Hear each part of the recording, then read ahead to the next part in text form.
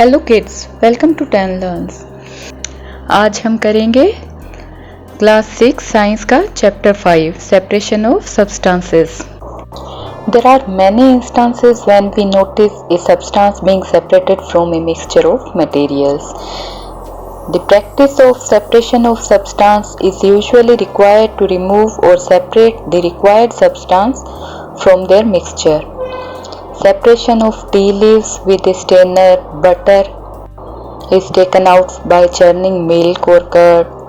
Hand picking of stones from grains are few examples of separation of substances that we have seen in our daily life. हम अपनी day to day life में देखते हैं, हमें बहुत सी बार ऐसे instances होते हैं जब हमें किसी मिक्सचर में से कुछ सब्सटेंसेस सेपरेट करने होते हैं। जैसे कि जब हम चाय बनाते हैं तो छलनी की हेल्प से हम चाय को छानते हैं, जिसमें चाय की पत्तियां अलग रह जाती है और चाय सेपरेट हो जाती है।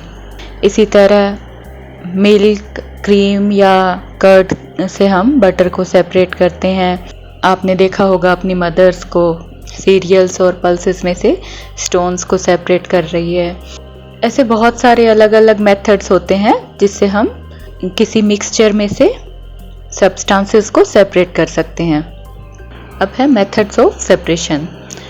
Various methods used for separation of different substances are hand picking, threshing, winnowing, sieving, sedimentation and decantation, filtration, evaporation, condensation, churning.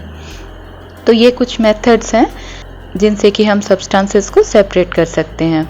तो इन्हें हम वन बाय वन पढ़ेंगे। सबसे पहले हम पढ़ते हैं hand picking. Hand picking can be used for separating slightly larger sized impurities like pieces of dirt, stone or husk from wheat, rice or pulses. The quantity of such impurities are usually quite less, therefore hand picking is a convenient method of separation of substance.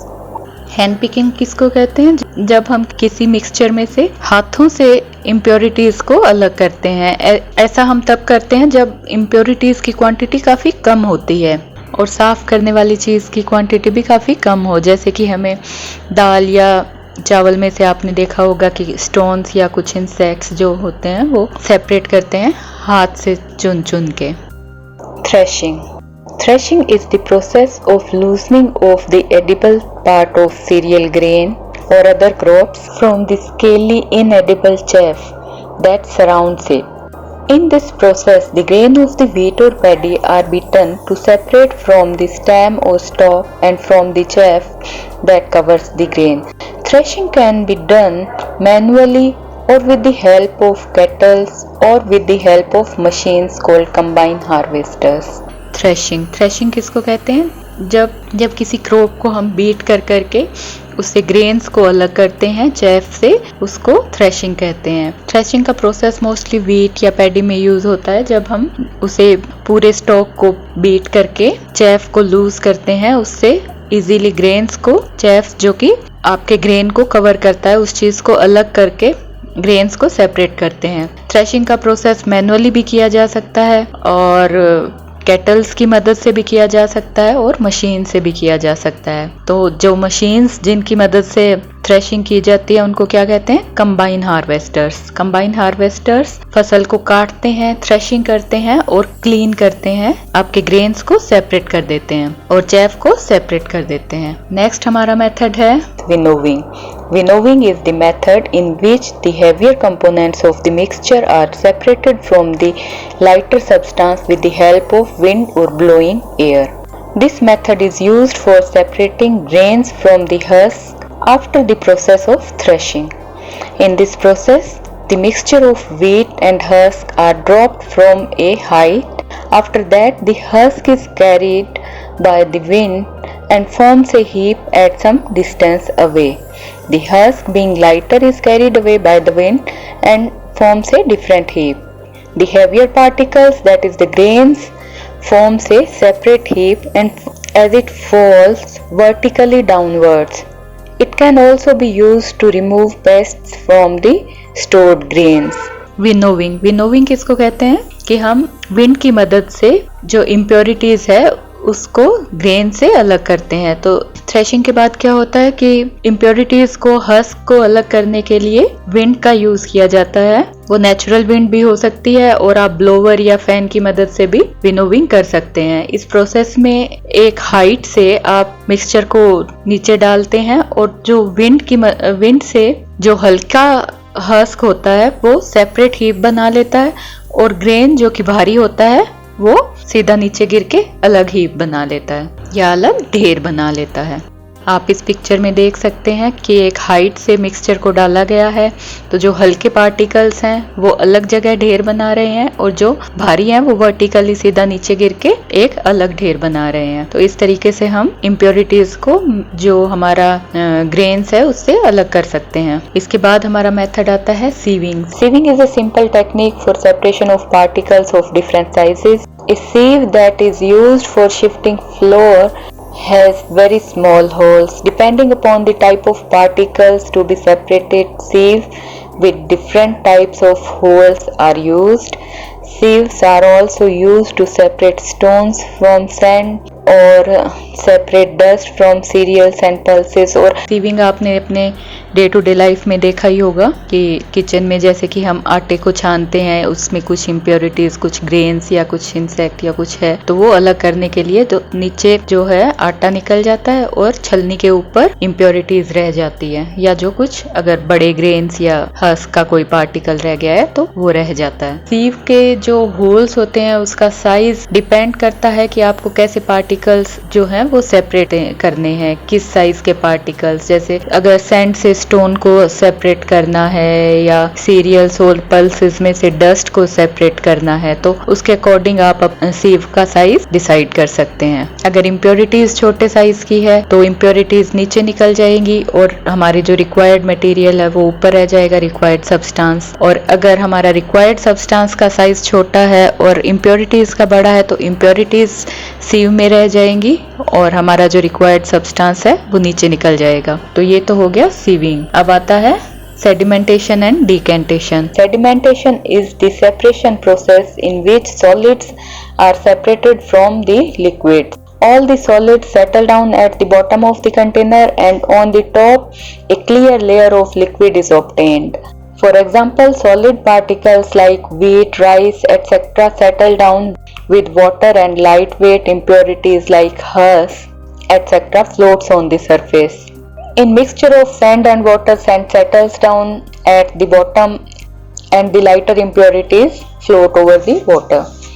Decantation is the process for the separation of mixture of immiscible liquid or of a liquid and a solid mixture. This is done by pouring out the upper clear layer of liquid. Separation of mixture of oil and water is an example of decantation.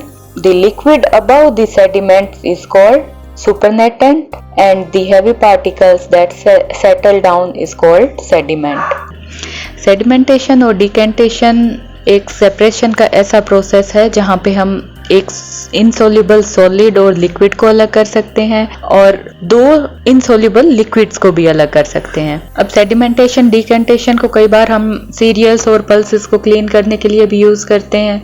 जैसे हम अपने serials को या pulses को, जैसे wheat या rice को पानी में डालते हैं तो जो इम्प्योरिटीज है वो सरफेस पे आ जाती है और जो भी ग्रेन्स आप साफ कर रहे हैं वो भारी होते हैं तो वो बॉटम पे बैठ जाएंगे और इम्प्योरिटीज सरफेस पे फ्लोट करेगी, जिसे आप बाद में सेपरेट कर सकते हैं।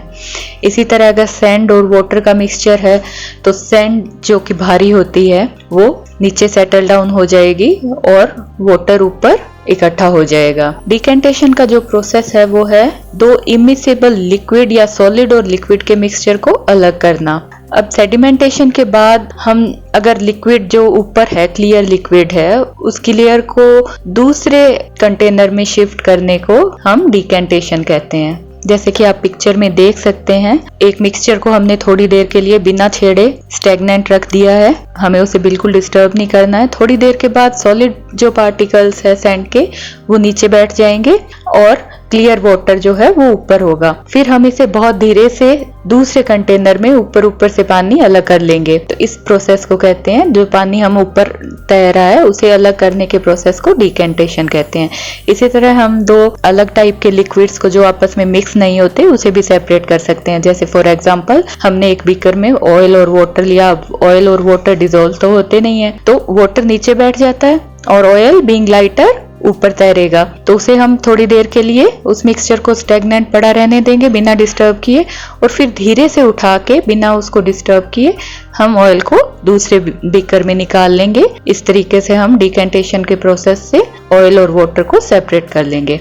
इसके बाद हमारा आता है फिल्ट्रेशन का process by which to substances, an insoluble solid and a liquid, are separated by passing the mixture through a filtering device is called filtration. For example, after preparing tea, we filter out the tea leaves using strainer. During the filtration, the insoluble solids is retained in the filtering device, whereas the liquid passes through it. It is important that the particles of the insoluble solid are bigger than the holes of the filtering device so that they do not pass through the filtering device. A filter paper is the filtering device that has very fine pores in it.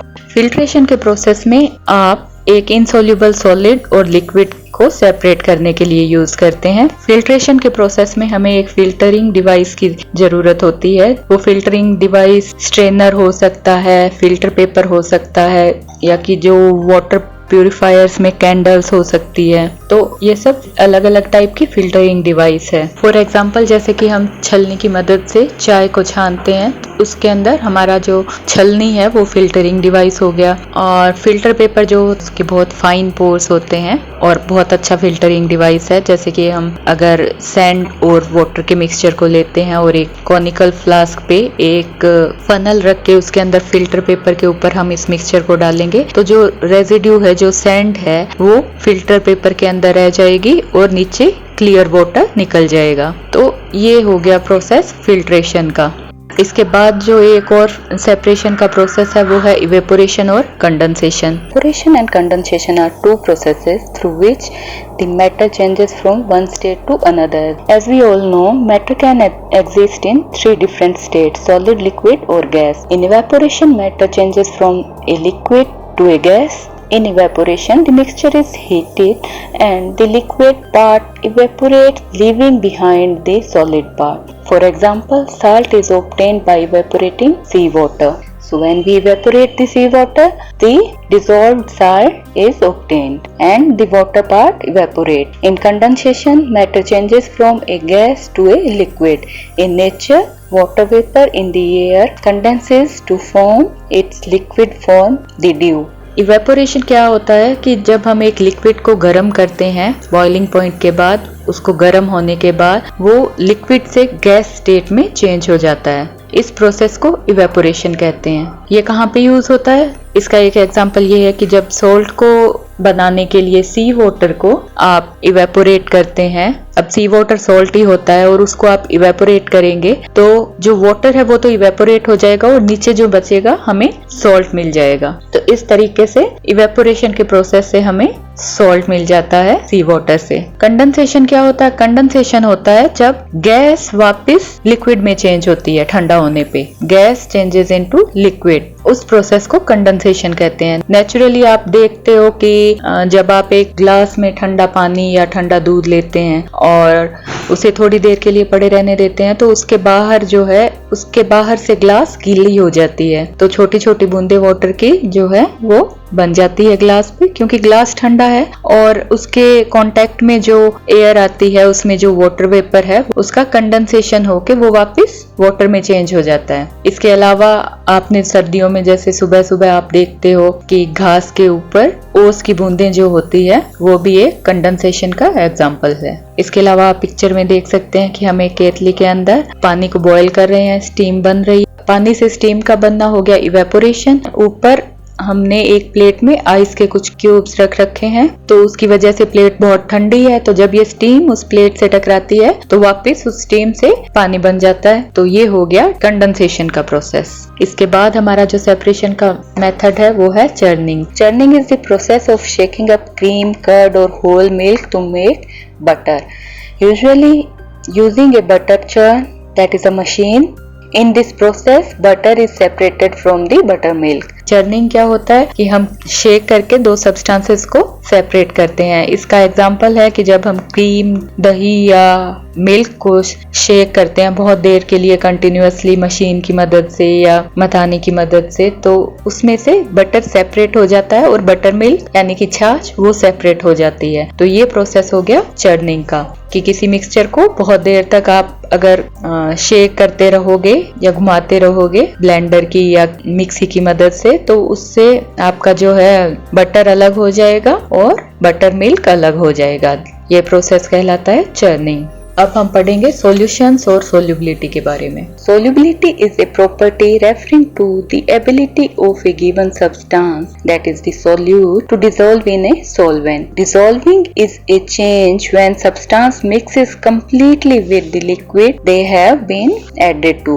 Not all the substances are soluble in all liquids. Some are soluble in water, others are soluble in oil. When one substance dissolves in another substance, the solution is formed. A solution is a homogeneous mixture containing a solute dissolved into a solvent. Homogeneous mixture is a mixture in which the composition is uniform throughout the mixture. So when a solvent is completely dissolved in a solute, we will get a homogeneous mixture. The solute is the substance that is being dissolved while the solvent is the dissolving medium. And the mixture of both the substance when it is completely dissolved is called solution. It is measured in terms of maximum amount of solute dissolved in a solvent at equilibrium. The resulting solution is called standard solution. That is, a standard solution is the solution in which no more solute can be dissolved. Solubility एक substance की property है कि वो solvent में कितना dissolve होता है। Substance को हम सोल्यूट कहेंगे और जो डिसॉल्विंग मीडियम है उसे सॉल्वेंट कहते हैं। और सोल्युबिलिटी उसकी सोल्यूट की उस सब्सटेंस की एबिलिटी है कि कितनी क्वांटिटी में वो उस सॉल्वेंट में डिसॉल्व हो सकता है। डिसॉल्विंग वो चेंज है जब एक सब्सटेंस कंप्लीटली लिक्विड में मिक्स हो जाता है, आप उसको सेपरेट नहीं कर सकते। जैसे चीनी और पानी का मिक्सचर आप बनाते हैं तो चीनी को दोबारा सेपरेट नहीं कर सकते। अब क्या हर सब्सटेंस हर लिक्विड में सोल्यूबल होता है? नहीं। कुछ सब्सटेंस वाटर सोल्यूबल होते हैं, कुछ सब्सटेंस फैट सोल्यूबल होते हैं। वाटर सोल्यूबल सब्सटेंसेस वाटर में सोल्यूबल होते हैं, वो जब वाटर के साथ आप उसको मिक्स करोगे तो वो वाटर में डिसॉल्व हो जाएंगे। और कुछ सब्सटेंस होते हैं फैट सोल्यूबल, जब आप उसे किसी ऑयल के साथ डिसॉल्व करोगे तो वो उसमें डिसॉल्व हो जाएगा। तो जब एक सब्सटेंस दूसरे सब्सटेंस के अंदर मिक्स हो जाता है, डिसॉल्व हो जाता है, तो जो चीज हमें मिलती है, जो मिक्सचर हमें मिलता है, उसको हम कहते हैं solution. Solution is a homogeneous mixture consisting of solute और consisting of solute dissolved in a solvent.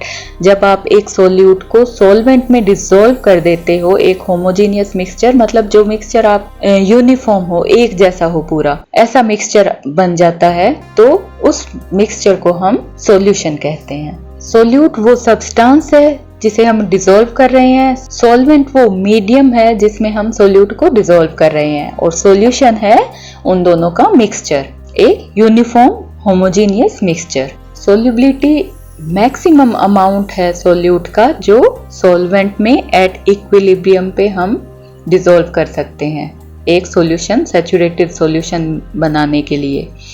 अब सैचुरेटेड सॉल्यूशन क्या होता है? सैचुरेटेड सॉल्यूशन वो होता है जिसमें हम और ज़्यादा सॉल्यूट को डिसॉल्व नहीं कर सकते। एक लिमिट के बाद जो है, अगर आप जैसे फॉर एग्जांपल वाटर और शुगर का सॉल्यूशन बना रहे हैं और एक लिमिट के बाद शुगर जो है उसके अंदर डिसॉल्व होना बंद हो जाती है, तो वो जो पॉइंट होता है जब आप और ज़्यादा सॉल्यूट को किसी सॉल्यूशन में डिसॉल्व नहीं कर सकते, वो होता है इक्विलिब्रियम पॉइंट। और हमारे पास जो सॉल्यूशन है वो सॉल्यूशन जिसमें और ज़्यादा सोल्यूट डिसॉल्व ना किया जा सके वो होता है सैचुरेटेड सॉल्यूशन।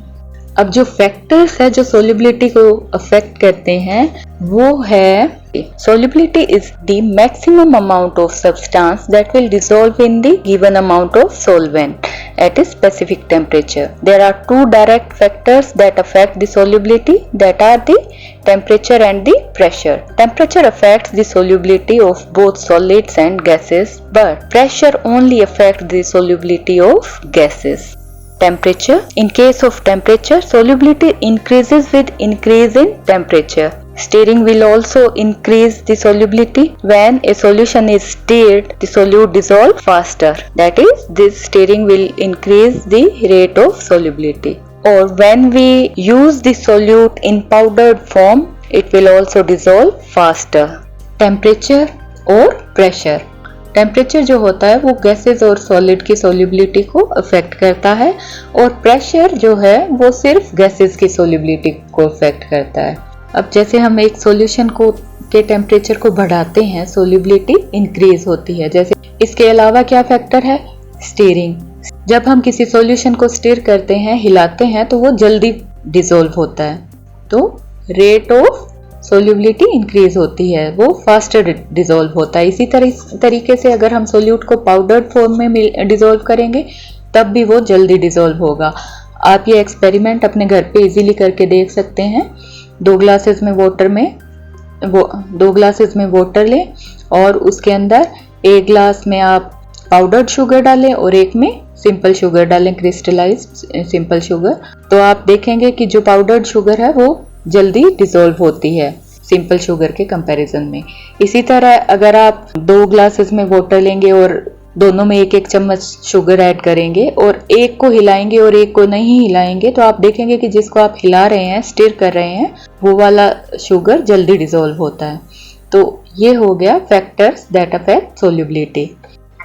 इसके साथ ही हमारा चैप्टर कंप्लीट होता है। जल्दी मिलते हैं एक नई वीडियो के साथ, नेक्स्ट चैप्टर के साथ।